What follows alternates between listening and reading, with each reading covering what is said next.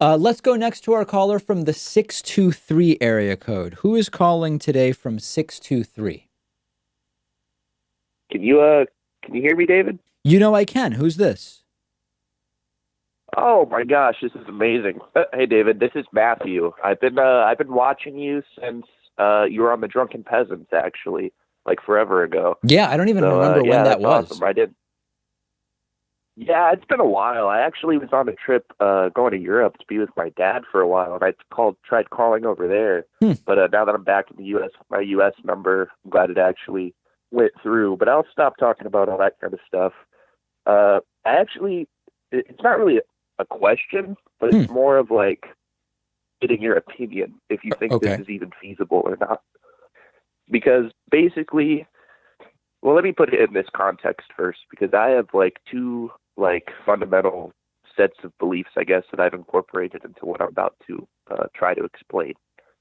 And those two are basically good ideas that help people are good ideas, like regardless of their origin or where they come from. Like if you can implement them successfully and it's proven to have results, then they obviously they should be implemented. And the other one, excuse me, is that if corporations do not exist for the people, then by proxy, or not by proxy, but by default, they directly are like in existence against us because they're not seeing us as like a what's it called, like a reliable or like a consumer base that they want to give like the best product possible. I mean, how many stories are we going to see where corporations have been cutting costs? They've been trying to get more I think earnings I at the end gotcha. of the Okay, so fiscal given that year. that's the context, Matthew, what were you going to ask my opinion about?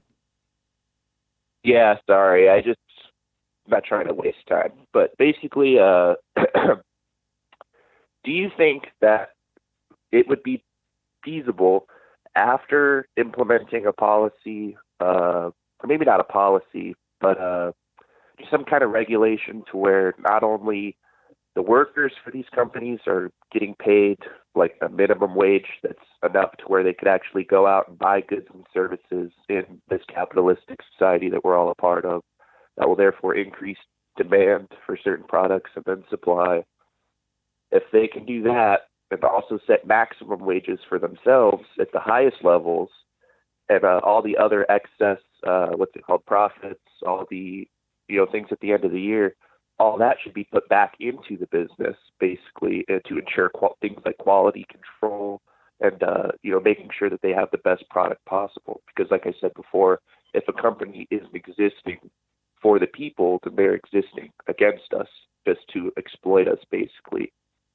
Does that So make any are you sense, saying or is that kind of like? so basically that's just it's mandating companies be nonprofits or co-ops. I mean, a nonprofit at the end of the year, the money gets it stays in the organization, and Well, that's a very I particular type of alignment. As far as maximum wages, I'm not sure.